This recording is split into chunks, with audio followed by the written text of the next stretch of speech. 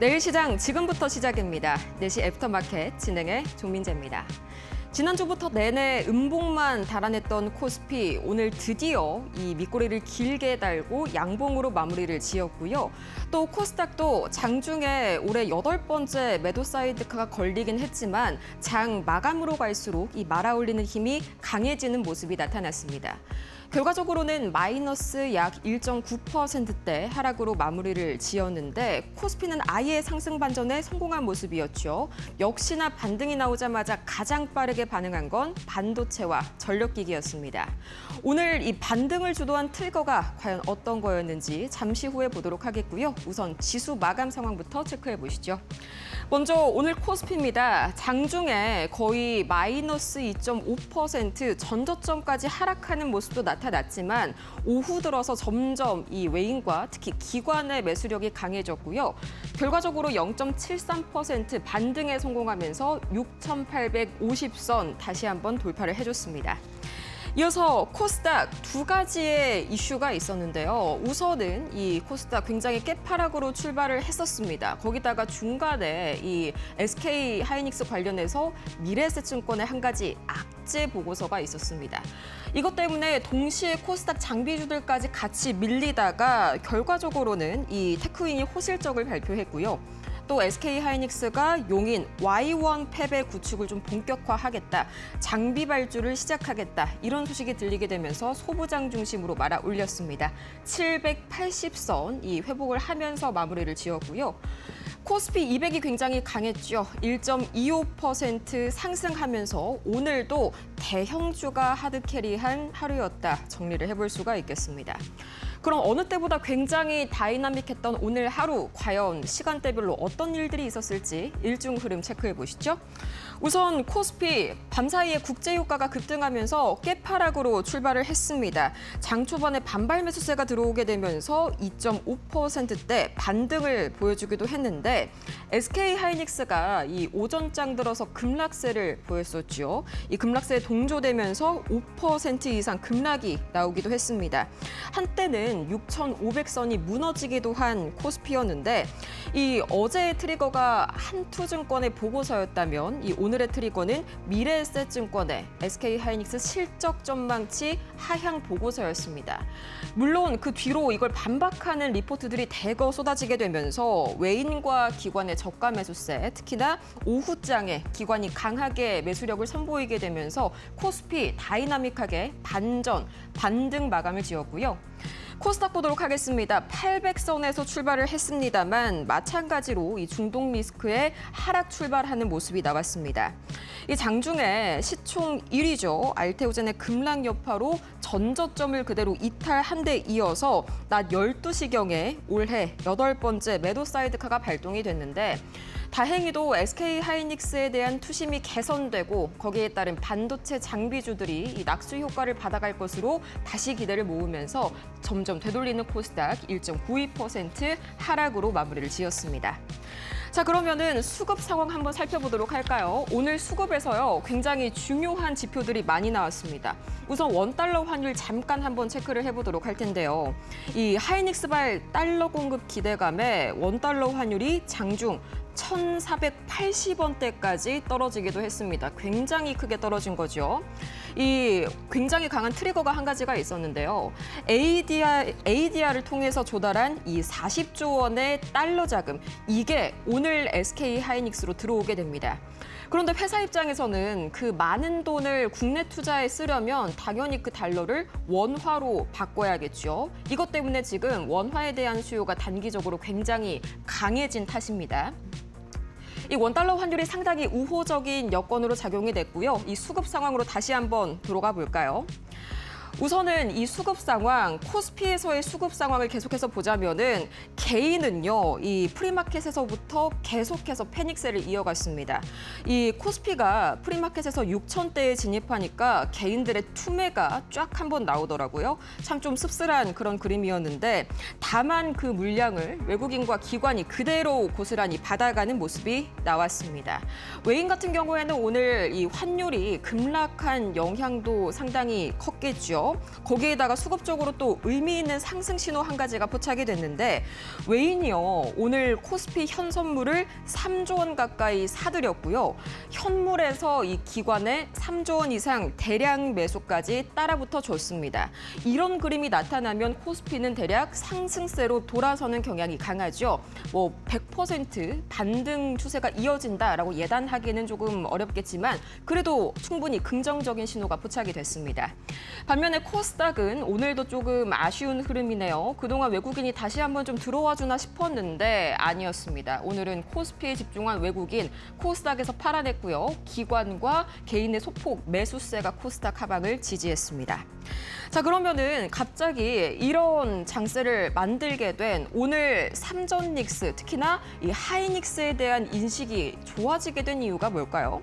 자, 우선은요. 어제까지만 해도 이 메모리 반도체 이제 정점을 찍은 것 아니냐, 이른바 피크아웃 우려가 계속해서 이 시장을 집어삼켰었죠.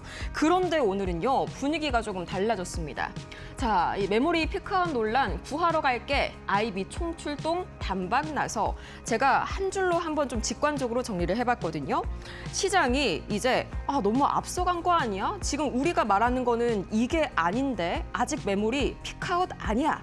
이런 식으로 국내외 증권사들이 하나 둘씩 다 이 반박 리포트를 우르르 낸 겁니다. 쉴드를 쳐준 거죠. 자, 우선은요. 어제 그리고 오늘 SK 하이닉스의 이 장중 급락을 야기했던 이유를 살펴볼까요? 핵심은 이거였습니다. 어제는 한투증권에서 그리고 오늘은 미래에셋증권에서 실적 전망치를 하향 조정한 건데요.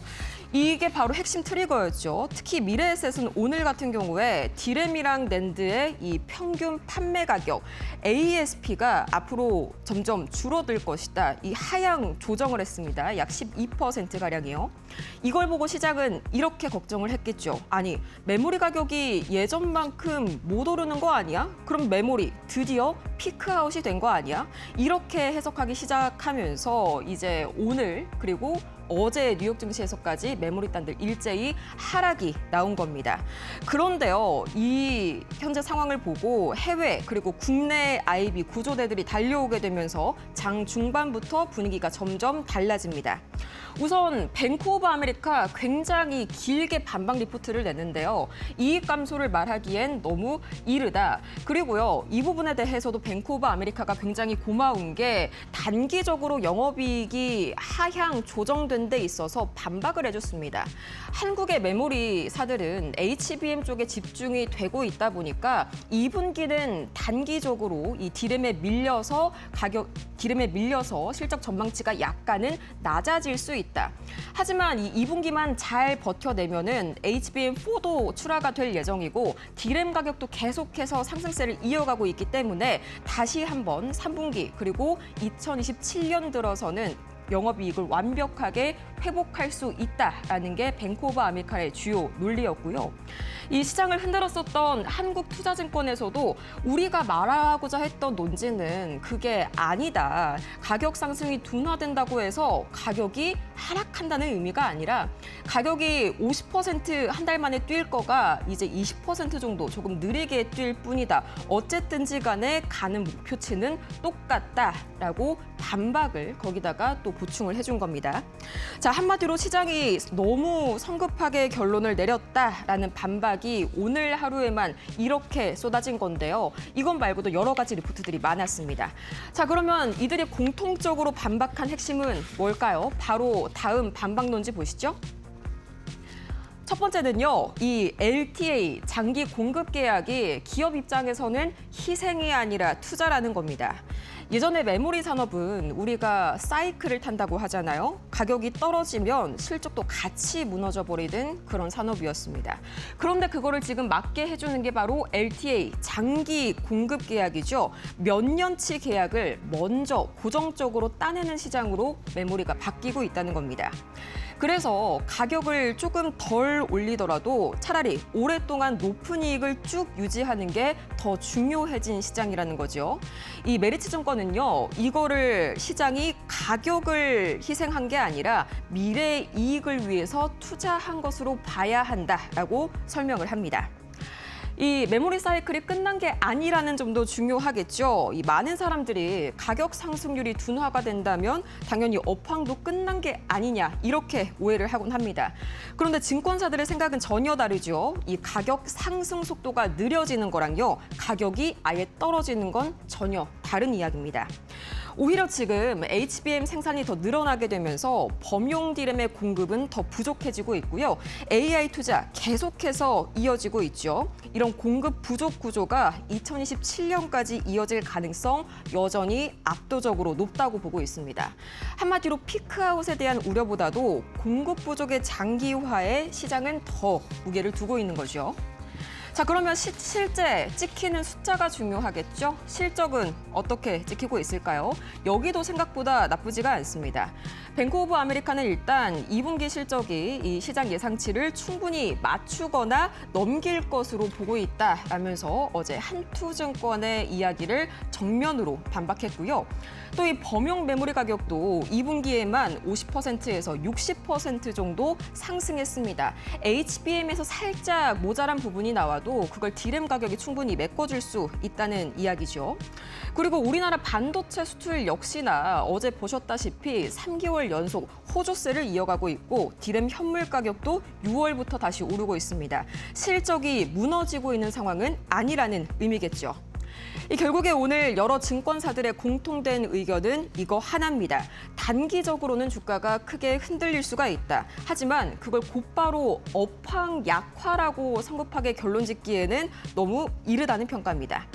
여기에다가 하반기에 주주 환원 그리고 빅테크와의 추가 협업까지 현실화가 된다면 충분히 이 주가도 재평가받을 수 있다는 전망이 오늘 장의 이 핵심 반전의 트리거였습니다. 자, 이 주식시장은 가끔 숫자보다도 해석이 먼저 달리는 경우들이 많죠. 이번 하이닉스 논란, 메모리 논란도 비슷했습니다. 실적 전망이 조금 내려갔다는 사실보다 그 이유를 어떻게 해석하느냐에 따라서 주가가 하락했다가 오늘 다시 급반등했는데요. 이 오늘 나오는 리포트들 한 가지 핵심 메시지를 던지고 있죠. 이 사이클이 바뀐 게 아니라 시장 해석이 앞서간 것일 뿐이다. 자, 그렇다면 과연 이렇게 반전 그림을 그려낸 시장, 추가적으로 다른 이슈들에는 어떤 게 있었을까요? 이데일리 TV 뉴스 통해서 만나보시죠.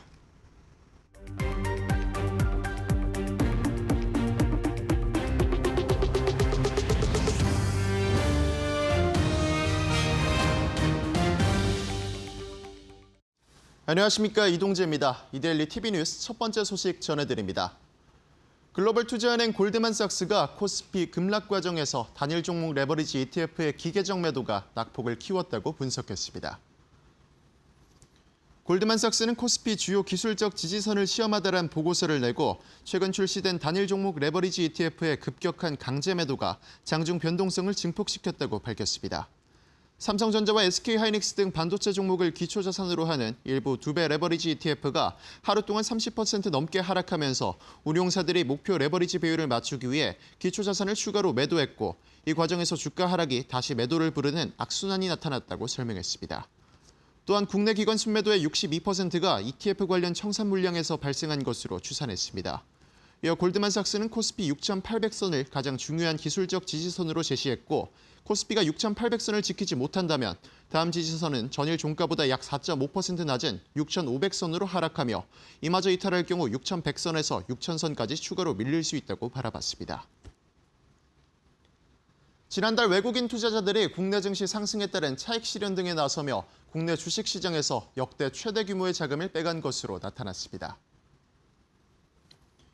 한국은행이 발표한 국제금융 외환시장 동향에 따르면 6월 중 외국인의 주식과 채권을 모두 포함한 증권 투자 자금은 307억 2천만 달러 순유출됐습니다. 외국인 증권 자금은 지난 2월부터 5달 연속 순유출을 기록했고 증권 투자 자금 기준으로는 역대 2위인 약 47조 5,761억 원의 순유출을 기록했습니다. 특히 6월 주식 자금은 역대 최대 규모인 323억 7천만 달러가 순유출됐습니다. 외국인 주식 자금은 1월부터 6개월 연속 순유출을 기록했으며 상반기 누적 순유출 규모는 1,102억 1천만 달러, 우리 돈 170조 6,822억 원으로 지난해 연간 순유출의 15배가 넘는 규모입니다. 다만 채권 자금의 경우 국채 만기 도래에도 불구하고 세계 국채지수 편입 비중 확대 등에 힘입어 3개월 연속 순유입을 이어갔습니다. 국민연금이 보유한 국내 주식 평가액이 1년 6개월 사이 333조 원가량 급증한 것으로 나타났습니다. 기업분석연구소 리더스인덱스가 국민연금의 올해 2분기 주식 대량 보유 공시를 분석한 결과 국민연금이 5% 이상 지분을 보유한 상장사는 총 267곳이고 이들 기업의 지분 평가액은 7월 10일 종가 기준 462조 1,403억 원으로 나타났습니다. 비상기업 여파로 증시가 저점을 형성했던 24년 12월에 비해 주식 평가액은 257.8% 증가해 보유 기업 수는 8곳 늘어난 데 그쳤지만 평가액은 3.6배나 늘어났습니다. 증가세는 삼성전자와 SK하이닉스가 주도했고 삼성전자 지분율은 7.3%에서 7.9%, SK하이닉스는 7.6%에서 8.1%로 각각 상승했는데 지분 가치는 삼성전자가 468.8%, SK하이닉스는 1210.1% 급증한 것으로 나타났습니다. 전체 평가액에서 두 회사가 차지하는 비중 역시 합산 25.3%에서 55.5%로 2배 이상 확대됐습니다. 한편 김성주 국민연금공단 이사장은 국민연금이 국내 주식 리밸런싱에 들어가더라도 증시의 매도 폭탄이 될 가능성은 전혀 없다고 강조하며 리밸런싱은 대규모 매도가 아닌 재조정이라고 설명했습니다. 반도체 기업의 초과 이윤 재분배 방안을 논의하기 위해 추진됐다가 한 차례 연기됐던 정부 토론회가 오늘 서울 용산구 피센파크에서 열렸습니다. 고용노동부는 인공지능 기술 혁신에 발맞춘 새로운 사회혁신의 길을 주제로 토론회를 개최하고 각계 전문가들과 함께 AI 시대의 사회혁신 방안을 공유했습니다. 김영훈 고용노동부 장관은 개회사에서 기업이 거둔 천문학적인 성과는 글로벌 시장의 특수한 환경과 정부의 세제 혜택, 인프라 지원 및 수많은 원하청 노동자의 결과물이라며 AI 성과는 우리 사회가 함께 만들어낸 이익의 총량이라고 말했습니다. 그러면서 분배냐 투자냐라는 이분법에서 해방되는 것부터가 하나의 문을 여는 첫걸음이라며 새로운 사회계약은 정부가 일방적으로 정하는 것이 아니라 사회적 대화를 통해 함께 만들어가야 한다고 강조했습니다. 한편 이날 토론회는 강성진 한국경제학회장이 좌장을 맡아 진행됐으며 차지호 더불어민주당 의원과 정흥준 서울과학기술대 경영학과 교수, 윤동열 건국대 경영학과 교수의 발제에 이어 노동계와 경영계 전문가들의 종합토론이 이어졌습니다. 지금까지 이데일리 TV 뉴스 전해드렸습니다.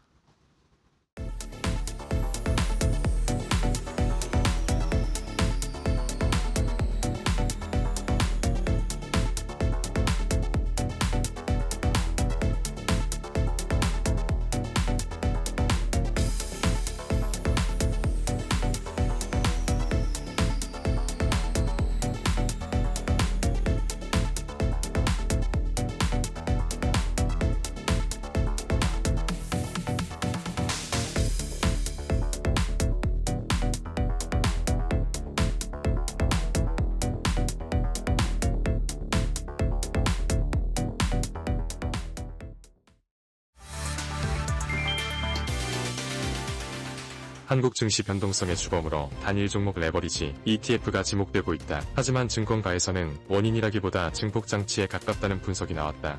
한국투자증권은 단일 종목 레버리지 ETF가 쏠림 현상을 만들 수는 있지만 최근 증시 변동성의 주요 원인으로 보기는 어렵다고 밝혔다. 장중 등락 자체를 ETF 리밸런싱 수요 때문이라고 단정하기 어렵다는 설명이다. 레버리지 ETF는 기초자산 하루 수익률의 2배를 추구한다. 주가가 오르면 더 사고 떨어지면 더 파는 리밸런싱 수요가 발생한다. 이 거래는 장 마감 직전인 오후 3시 이후 집중되는 경향이 있다. 문제는 최근 변동성이 오전부터 크게 나타났다는 점이다. 한국투자증권은 하이퍼스케일러의 AI 투자 지속성 의문과 글로벌 반도체 기업 변동성이 한국 반도체주에 영향을 줬다고 봤다. 결국 레버리지 ETF가 불을 낸 것은 아니지만 불길을 키운 것은 맞다는 분석이다. 삼전닉스 급등락의 진짜 변수는 AI 투자와 반도체 업황, 그리고 장 후반 ETF 리밸런싱 수급이다.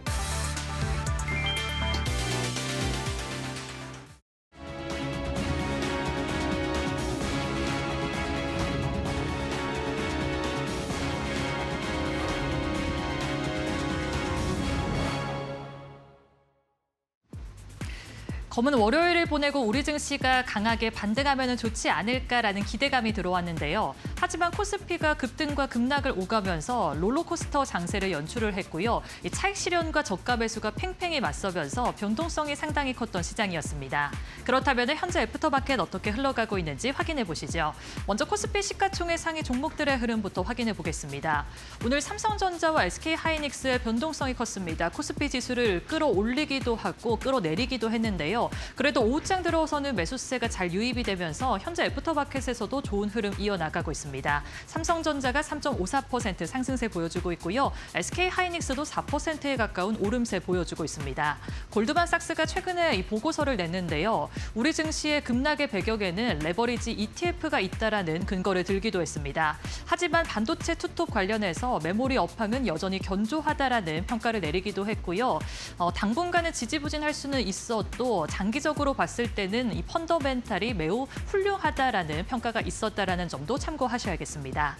SK스퀘어도 2.93% 상승세 보여주고 있는데요. 오늘 외국인이 삼성전자를 비롯해서 삼성그룹주와 SK스퀘어를 대량으로 매수했다는 부분 참고하셔야겠습니다.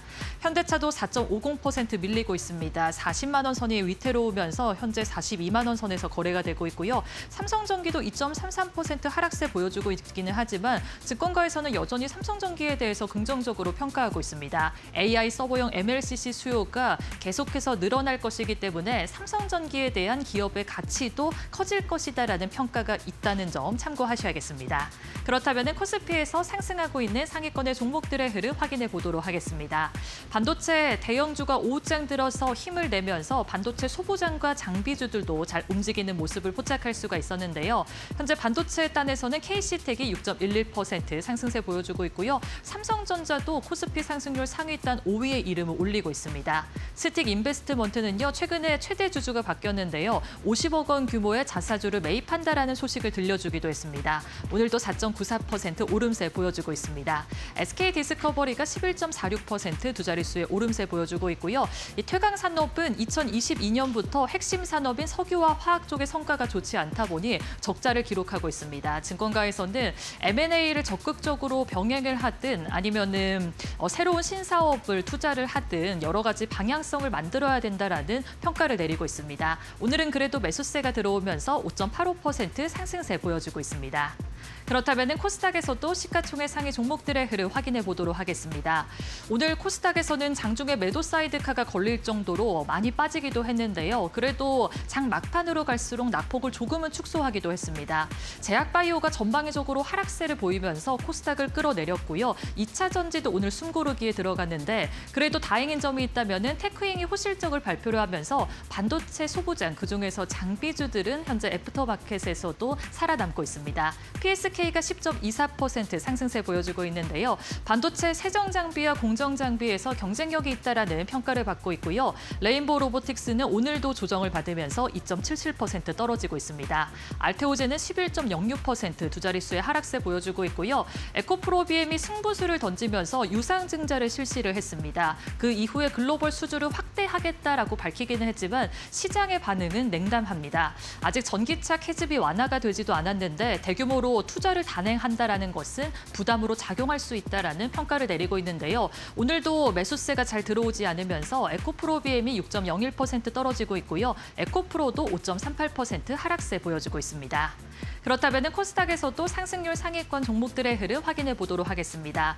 반도체 소부장과 장비주가 잘 움직이고 있다라고 말씀을 드렸는데 2위, 3위에 VM과 테스가 이름을 올리면서 현재 18.98% 상승세 보여주고 있고요. 테스도 17%에 가까운 오름세 확인되고 있습니다. 제약바이오단에서 대화제약이 16.43% 오름세 보여주고 있고요. 로켓헬스케어는 어제 애프터마켓에서 튀어오르는 모습을 보여줬는데요. 이 세계 최초로 신장 재생 수술에 도전한다라고 밝히면서 오늘도 매수세가 잘 유입되고 있습니다. 23.30% 오름세 확인됩니다. 지금까지 애프터마켓 흐름 확인해봤습니다. 애프터마켓 1부 본격적으로 출발합니다. 오늘은 정필승 파트너와 함께합니다. 파트너님 어서 오세요. 네, 안녕하십니까. 네, 필승. 오랜만에 또 필승입니다. 이렇게 좀 할 수 네, 있는 그런 시장인 것 같습니다.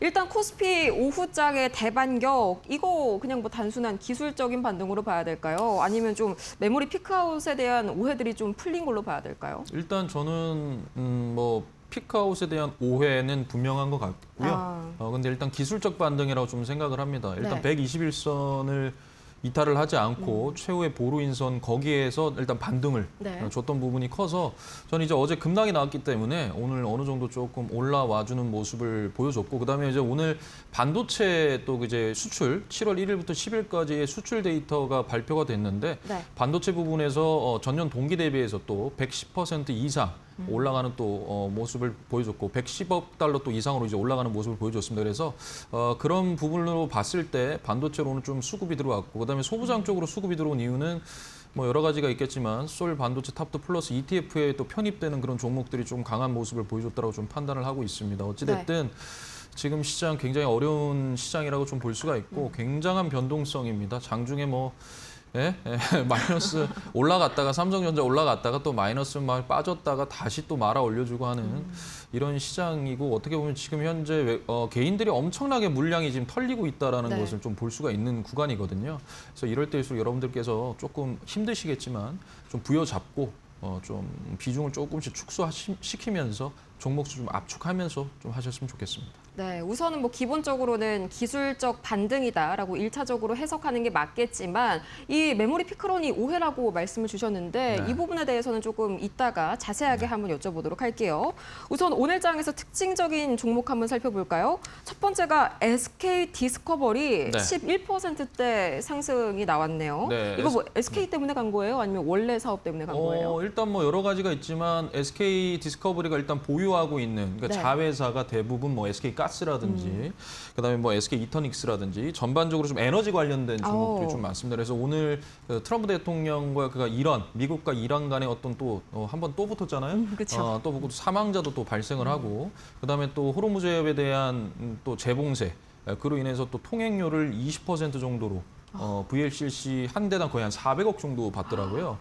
그 정도로 좀 받을 거다라고 또 얘기를 하면서 어찌됐든 에너지 관련된 종목들, 사료 관련된 종목들이 오늘 좀 급등을 보여줬습니다. 그런데 SK 디스커버리 같은 경우에는 이제 오늘 그 최태원 회장님께서 자산 보유액이 이제 주식으로 네. 10조가 돌파를 했다라는 이 부분으로 인한 또 보도가 되면서 전반적인 또 수급이 들어왔던 것 같습니다. 근데 이제 제일 중요했던 부분은 아무래도 미국과 이란 간의 어떤 재충돌로 인한 네. 그런 부분으로 인해서 이제 원유 및 가스 이러한 부분으로 이제 수급이 들어왔다라는 거고요.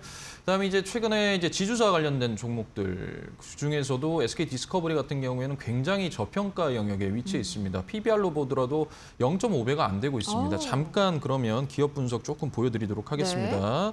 지금 보시면은 여기 이제 뭐 실적은 뭐 말할 것도 없고요. 지금 보시면은 BPS 자체가 대략 한 15만 원 정도로 이제 잡을 수가 있는데 지금 현재 구간에서 지금 현재 이제 주가가 5만 4천 원입니다. 그러니까 15만 원짜리가 5만 원에 현재 거래가 되고 있는 거거든요.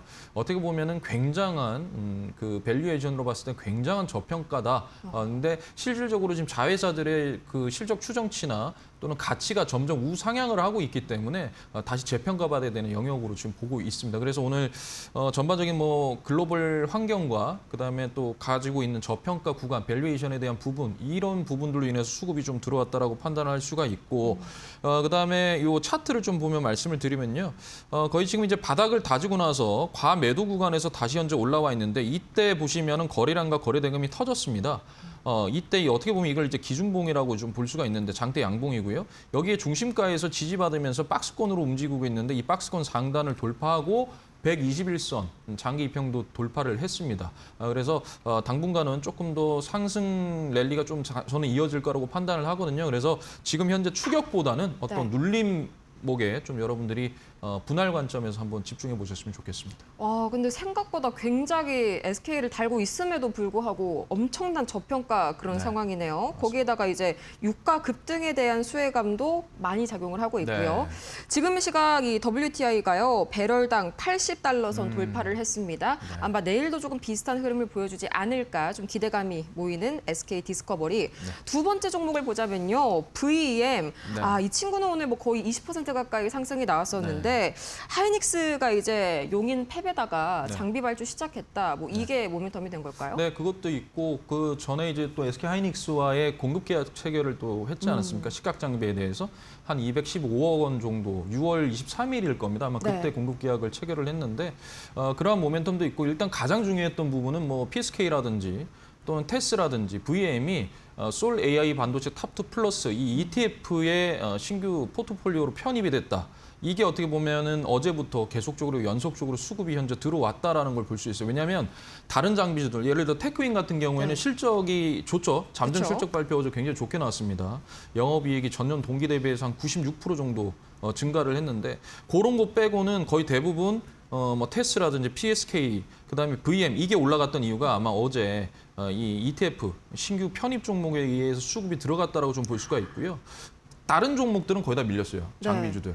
대개 거의 다 밀리고 아니면 강보합으로 좀 마감을 했는데 이렇게 10% 이상 급등한 거는 딱 그 종목들만 올라갔습니다. 그래서 전반적으로 수급적인 부분에 의한 거고요. 결국에는 이제 정배열 가장 힘이 좋다라고 볼 수가 있죠. 수급적으로 또 봐도 가장 힘이 좋고 정배열 위치상으로도 가장 힘이 좋은데 이렇게 반도체가 빠질 때 오히려 또 상승을 어제 같은 경우에도 상승을 해줬었고요. 그래서 지금 현재 이런 힘이 좋은 VM을 좀 볼 수가 있습니다. 그래서 VM 같은 경우는 이제 시각 그 장비입니다. 웨이퍼를 깎아내는 그러한 장비인데 요게 이제 결국에 증권사들에서도 VM이 이제 국내 상장사 가운데 유일하게 반도체 건식 시가 장비 업체로 분류가 될 수 있다라고 좀 봤고요. 그런 부분에 의해서 기관 투자자들의 수급도 여전히 계속적으로 올라오고 있다라고 좀 볼 수가 있습니다. 자, 그래서 잠깐 차트를 좀 보면서 말씀을 드리도록 하겠습니다. 네. 실질적으로 요거는 지금 현재 정배열에 있고요. 정배열이 있는 구간인데 지금 VM 같은 경우에는 21선을 지지하면서 현재 움직이고 있습니다. 그렇게 움직이는 게 PSK, 테스, 그다음에 VM 요 세 종목은 계속적으로 21선을 지지하면서 움직여주고 있죠. 당분간은 추세가 계속적으로 이어질 거라고 판단을 하고요. 그래서 이것도 마찬가지로 여러분들께서 뭐 지금 따라 들어가야겠다. 지금 시장 자체가 따라 들어가면 안 되는 시장이고요. 철저하게 오후 한 2시 반부터 한 3시 20분까지 여러분들이 좀 이런 구간에서 눌림목이 나온다면 한번 여전히 분할 매수로 좀 집중하시면 될 구간이다라고 말씀을 드리고 싶습니다. 네, 왜 이렇게 오늘 이제 반도체 소부장 내에서도 흐름이 좀 엇갈리나 싶었는데 오늘은 좀 수급적인 ETF에서 들어오는 이런 수급의 요인이 굉장히 좀 강하게 작용을 한 VM이었네요.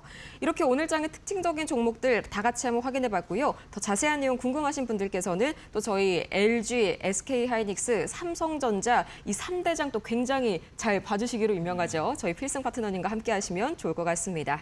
그럼 내일 장에서는 어떤 전략이 필요할지 키워드톡에서 바로 확인해 볼까요? 네, 내일 장 첫 번째 키워드는요. 6월 미국의 근원 CPI 드디어 우리 시각으로 오늘 밤 9시 30분에 발표가 됩니다.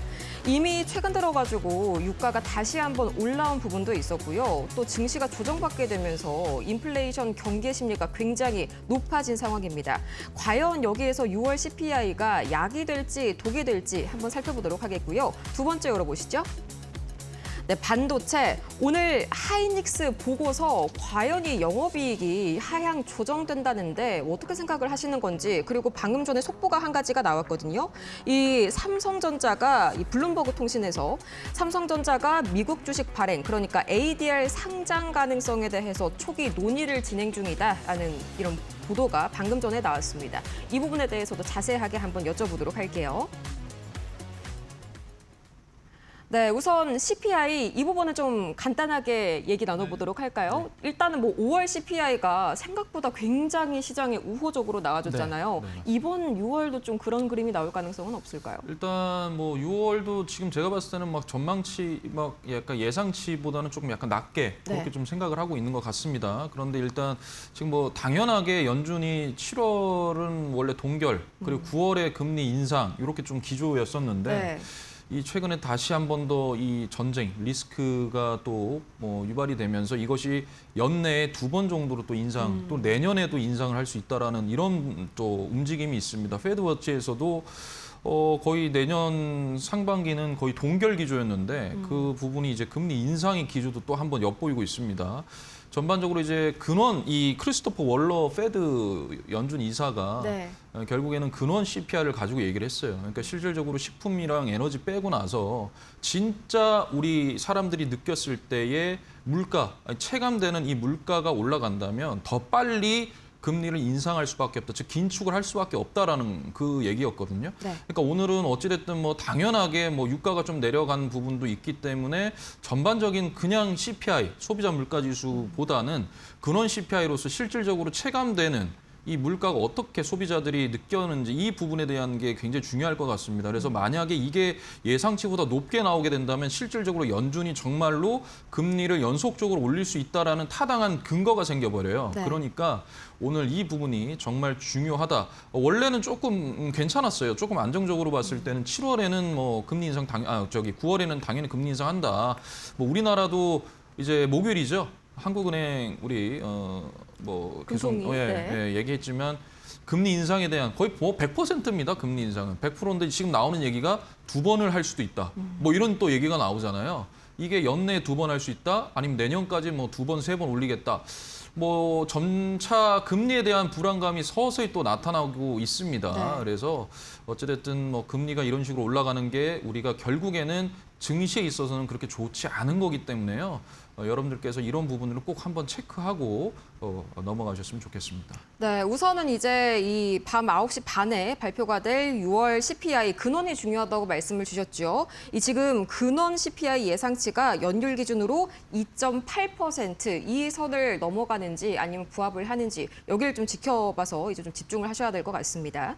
이제 두 번째 이슈 한번 살펴보도록 할까요? 오늘 굉장히 또 중요한 뉴스 두 가지가 네, 있죠. 네. 우선은요, 어제 한투증권에 이어서 오늘은 미래에셋이 하이닉스 이 영업이익 전망치를 좀 하향 조정한다 이런 말이 있었는데 이게 뭐 장기 공급 계약 때문에 그렇다고요? 네, LTA 관련돼서 얘기가 나왔어요. 근데 웃긴 게 항상 주가가 잘 나갈 때는 좋은 레포트만 쏟아지고 주가가 밀리면은 안 좋은 리포트를 씁니다. 저는 왜 그런지를 모르겠는데 일단은 LTA 관련돼서는 좀 우리가 보자면 마이크론 같은 경우에는 이제 상단이 어느 정도 정해져 있어요. 그렇죠. 근데 SK 하이닉스 같은 경우에는 지금 현재 상단은 정해져 있지 않습니다.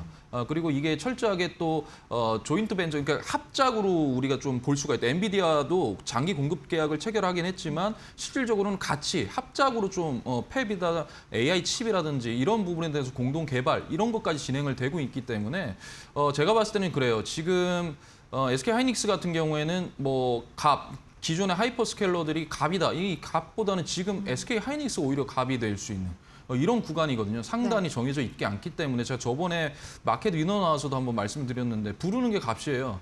그리고 실적이 왜 하향치, 이익 전망치는 계속적으로 나오기 때문에 일단 3, 4분기까지는 실적이 좋을 수밖에 없다.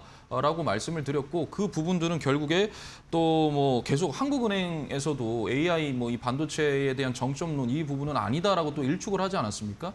그러니까 전반적으로 지금 이러한 부분은 결국에 LTA 이 부분으로 인해서 실적 전망치가 하향이 됐다. 이러한 또 노이즈가 발생이 되면서 시장을 더 들쑥거리고 오히려 어제 그렇게 하면서 급락 마이너스 15% 나오니까 오늘 기관들이 들어왔어요.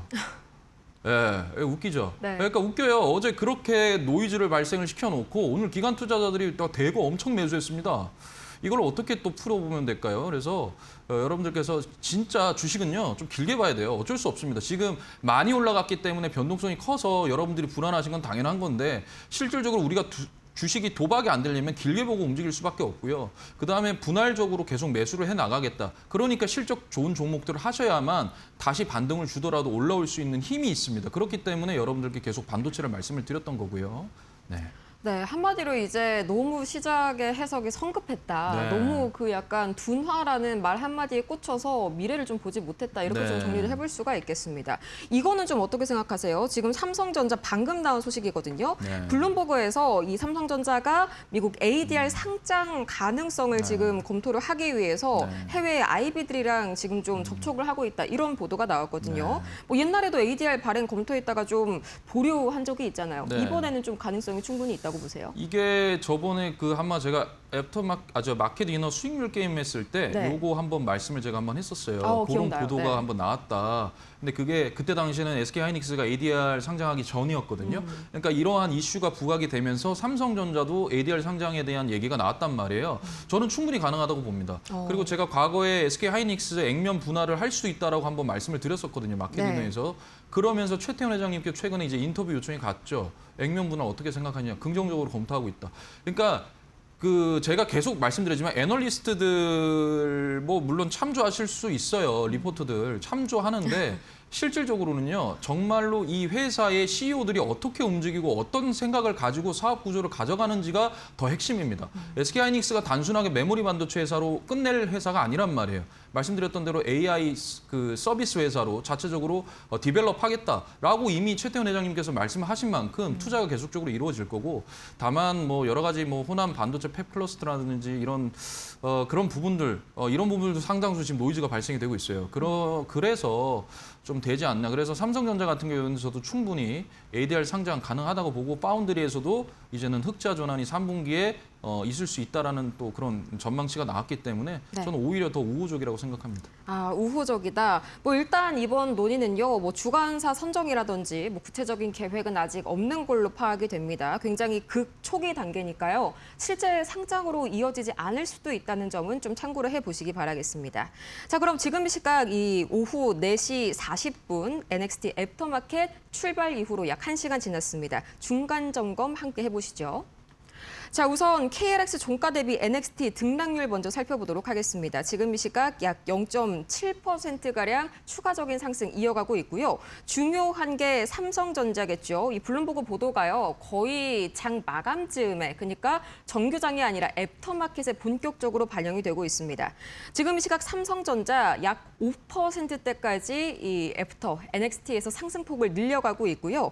그 이외에도 거래대금 상위를 보자면 역시나 SK하이닉스 약 4%가량 상승, 삼성전기는 추가적으로 2% 하락세 계속해서 좀 비슷하게 이어가고 있고요. SK스퀘어가 약 3%대 강세 계속해서 좀 이어가고 있네요. 아마도 오늘 NXT의 주인공은 좀 삼성전자가 되지 않을까 싶습니다. 또 강력한 소식이 블룸버그를 통해서 나왔으니까요. 자, 이렇게 내일장에서는 어떤 전략 취해봐야 할지 함께 확인을 해봤고요. 또 최근 들어서 저희 2대1이온 파트너들을 사칭하는 사례가 늘고 있습니다. 피해받지 않도록 각별히 유의하시길 바라면서 내일장에서는 그래서 어떤 종목 구체적으로 담아볼지 이어서 만나볼게요.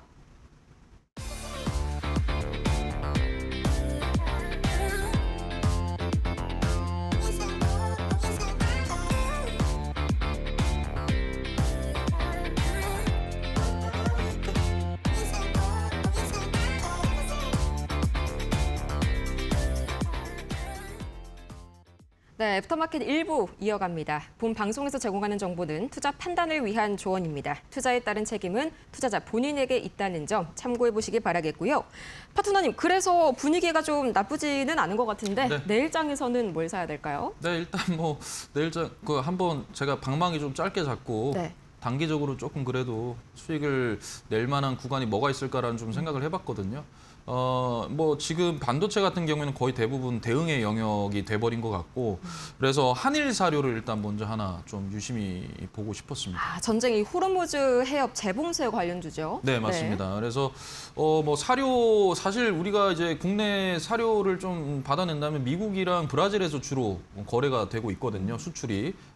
수입이 되고 있는데 사실상 뭐 크게 관계는 없어요. 네. 하지만 이게 이제 또 테마성으로 움직이기 때문에 단기적으로 한번 급등이 나올 수 있다. 그래서 오늘도 급등하고 어느 정도 또 매물대를 소화를 하고 윗골이 달면서 빠지긴 했지만 저는 단기적으로 수익률 조금 짧게 가져가면서도 충분히 할 수 있다라고 판단을 했습니다. 그래서 차트 보면서 한번 말씀을 드릴게요. 네. 지금 전반적으로 보시면은 이렇게 주가가 이렇게 하방으로 밀렸을 때 이때가 이제 과매도 상태였습니다. 이때 보시면은 기준봉이 조금 기존의 일반적인 거래량의 압도적인 거래량이 이날 들어왔었거든요. 이날 들어오고 이날의 중심가 위로 지금 거래량을 다시 동반해서 오늘 쏘아 올렸는데 여기 앞쪽에 굉장한 매물대들이 많이 형성이 되어 있고요. 그래서 매물대를 좀 소화를 하고 매집봉의 형태가 지금 취해졌거든요. 네. 그래서 추가적으로 내일 손절가도 당연히 짧게 잡고 뭐 이 기준봉에 이 일봉에 그 종가를 1차적인 매수가로 하고 하방으로 조금 분할 매수 그리고 손절가는 짧게 잡고 한 3,000원, 한 3,100원 이를 목표가로 한번 두시고 움직여도 저는 유효하다라고 판단을 하고 있습니다. 네, 한일 사료 역시나 이제 사료 곡물주들 오늘 반응이 좋더라고요. 계속해서 관심 있게 대응 함께 해보시면 좋을 것 같고요. 두 번째 관련 종목은 이거 오늘 또 뉴스가 한 가지가 강한 게 있었죠. 네, 뭐 삼성공조 관련된 건데요. 네. 일단 뭐 삼성공조가 최근에 이제 올라온 이유가 뭐 여러 가지만 이제 쿨러, 뭐 자동차 이 부분에 대한 열관리 부품 업체입니다. 이게 이제 핵심적인 이 회사의 사업이고요. 근데 이제 최근에 뭐 또 폭염 뭐 이런 걸로 인해 가지고 삼성공조가 또 많이 튀어 올라왔었죠. 최근에 이제 그 뭐 위닉스라든지 파세코라든지 올라오면서 삼성공조도 같이 올라오는 사실은 이게 이제 열 관리나 폭염, 뭐 냉각 이런 부분으로 이제 되어 있는 실질적인 것은 자동차 관련된 부분이기 때문에 어찌됐든 테마로 저는 움직였다라고 좀 판단을 했습니다. 그래서 잠깐 차트 보면서 좀 말씀을 드릴게요. 네. 요거 같은 경우에도 저는 이제 만약에 짧게 할 때 방망이를 좀 짧게 잡고 시작을 한다 그랬을 때는 항상 거래량, 거래 대금을 좀 압도적으로 많이 보는 편입니다. 그래서 주가가 하방으로 빠졌다가 여기에서 한 번 더 이렇게 거래 대금, 거래량이 터지고요. 여기에서 이 중심가 위로 다시 한 번 더 올라오면서 바닥을 완벽하게 다지고 방향을 틀어줬거든요. 이것도 어느 정도 매물대가 많이 쌓여있어 소화를 하면서 올라왔습니다. 그래서 저는 최소한 13,000원 구간까지는 좀 열어놓고 단기적으로 좀 수익 내고 나올 수 있지 않을까. 오늘 이렇게 시장이 좀 빠지고 흔들릴 때도 삼성공조는 좀 강하게 또 뭐 위닉스라든지 뭐 전반적으로 좀 강하게 올라온 면이 크기 때문에 네. 저는 충분히 유효하다라고 말씀드리고 싶습니다. 네, 이렇게 삼성공조 그리고 이제 한일 사료까지 함께 만나봤습니다. 방망이 짧게 잡고 대응을 해야 하는 만큼 혼자서 대응하시기보다는 저희 필승 파트너님과 함께 밀착 대응해 나가시면 더욱더 높은 수익률 얻지 않을까 싶고요. 이제 테크윙 이야기를 오늘 안 하고 넘어갈 수가 없을 것 같아요. 네. 테크윙. 오늘 사실 코스닥을 다시 한번 좀 멱살 캐리해준 그런 장본인이죠. 네, 맞습니다. 테크윙이 그 영업이익이 네. 일단 너무 잘 나왔어요.